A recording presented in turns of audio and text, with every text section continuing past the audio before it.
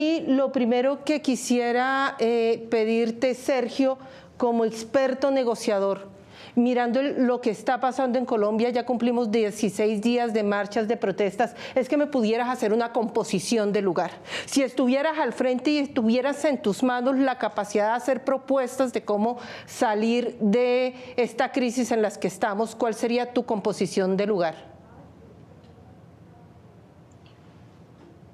Mira, Alejandra, yo creo que evidentemente el país está atravesando la crisis más grave que hemos conocido. Estamos en un punto de inflexión, pero hay que recordar que esta situación, su resultado depende de nosotros. Toda crisis contiene una oportunidad y los cambios grandes en las sociedades se dan con frecuencia en situaciones de crisis. Los gobiernos inteligentes usan las crisis, los resortes de las crisis, no solamente para atajarlas, sino para impulsar cambios, para impulsar transformaciones, que es lo que estamos viendo que está haciendo en este momento el presidente de los Estados Unidos, por ejemplo. Y es exactamente lo que no está ocurriendo en Colombia. La respuesta del gobierno nacional ha sido una respuesta tímida, una respuesta a la defensiva en todos los ámbitos, en el liderazgo político, en la empatía con el sufrimiento de la gente y sobre todo, diría yo, en la respuesta a la crisis económica y social, que es una crisis que creo que vale la pena en esta composición de lugar decir dos palabras, porque yo veo que tiene varias capas. La primera es que estamos de todas maneras en medio de una transición luego del fin del conflicto con las FARC, una transición que por una parte supone una recomposición de poderes en los territorios, que son un reto, que han causado enorme violencia, como lo sabemos, pero que también en esta transición hay un empoderamiento de los ciudadanos, hay una pérdida de miedo de los ciudadanos, y nosotros ya anticipábamos desde el acuerdo que iba a haber un deseo de protestar, como es natural en un país como Colombia, con enormes problemas, con enormes desigualdades. Si uno es uno de los 12 países del mundo con mayor desigualdad, pues es natural que los ciudadanos salgan a reclamar. Sobre eso cae la crisis de la pandemia, con todo lo que significa la presión psicológica del encierro, pero en los países de América Latina como Colombia, también y sobre todo el impacto tremendo económico, que es lo que creo que estamos viendo en Cali. Las cifras de Cali indican que lo que ha ocurrido en Cali es realmente un terremoto social.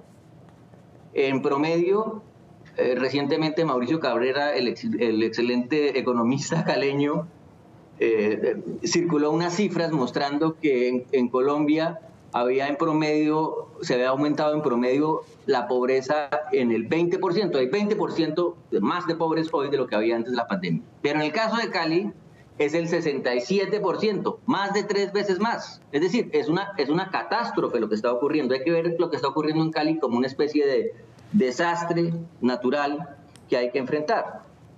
Y finalmente, sobre esta combinación, que ya de por sí es un cóctel molotov, tenemos al expresidente Uribe asusando el uso de la fuerza, casi que de la violencia, podría decir uno, por el tuit que le censuró Twitter justamente, buscando, creo yo, crear una especie de fractura en la sociedad, en una lógica que es absolutamente idéntica a la lógica chavista en Venezuela, con la única diferencia que en lugar de crear un odio de los pobres a los ricos, crea un miedo de las clases medias y de las clases pudientes hacia las llamadas clases populares, usando expresiones francamente incendiarias, como decir que a Cali se la tomaron unas hordas terroristas.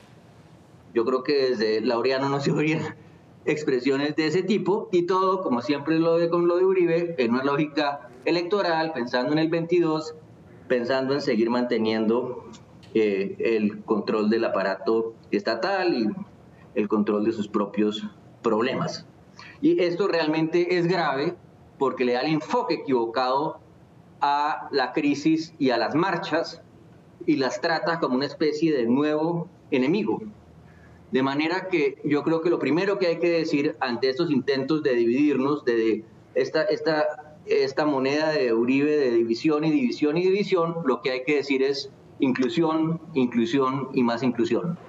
Sergio, en ese sentido, en lo que estaba señalando, digamos, no solamente se ve una política que se está moviendo hacia el miedo, es decir, los jóvenes dejaron de ser jóvenes y pasaron a ser vándalos. Y hay un desconocimiento, además, por parte de los tomadores de decisiones de la crisis económica.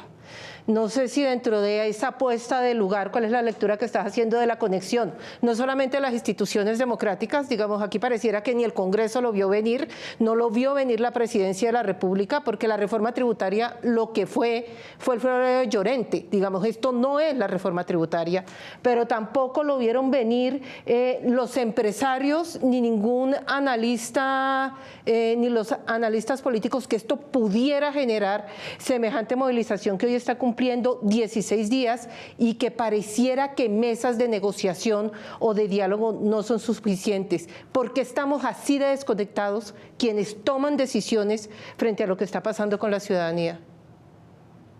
Esa es una muy buena pregunta. Me parece que justamente una de las cosas muy interesantes de la pandemia es que expone todas estas fracturas que hay en la sociedad y sobre todo en sociedades como la nuestra.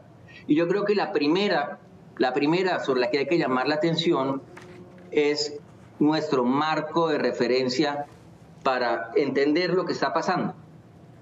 Y decía justamente que lo que has usado el problema es tratar a los marchantes como una especie de nuevo enemigo, cuando lo que uno hace con la pandemia es mandar a su ministro de Defensa a Cali, mandar al comandante del ejército a Cali a pararse enfrente de los SMAT.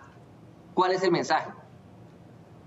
Aquí estamos para defender la ciudadanía de un enemigo. O sea, es el peor mensaje que se le puede mandar a los marchantes, que lo que requieren, en primer lugar, es ser oídos, es empatía, es comprensión de por qué es que se están movilizando, y eso requiere una actitud completamente distinta de reconocimiento de su derecho a marchar, un lenguaje completamente distinto que no puede ser ese lenguaje de que no, es que tenemos que equilibrar las cargas como si estuviéramos en una campaña contrainsurgente y entonces ¿cuántos son los marchantes? ¿Cuántos necesitamos para enfrentarlos? Y sobre todo necesitamos una estrategia integral. Aquí nadie es ingenuo. Obviamente en las marchas se combinan muchas cosas. Obviamente hay organizaciones criminales que quieren sacar provecho de diferentes maneras que podemos discutir más adelante. Pero el punto es que hay una marcha genuina en Cali y en muchas ciudades de Colombia, y el primer mensaje tiene que ser un mensaje político de reconocimiento de la marcha, del hecho que están marchando, y no poner a la Policía Nacional en la primera fila a que resuelva, decir como dijo el presidente Duque que no iba porque no quería a Cali porque no quería perturbar el trabajo de la policía, como si el trabajo de la policía fuera resolver la crisis.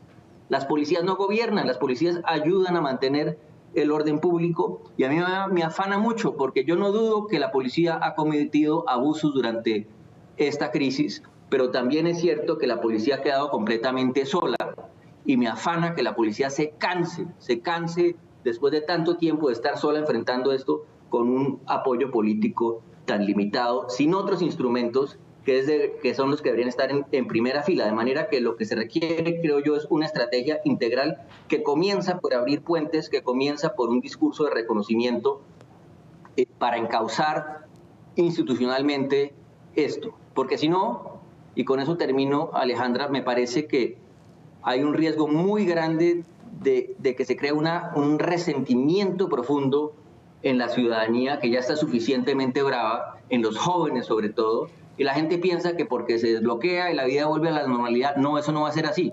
Ese resentimiento va a quedar ahí y en cualquier momento, cual volcán, vuelve a surgir. De manera que esto necesita un enfoque completamente distinto a través de un proceso real.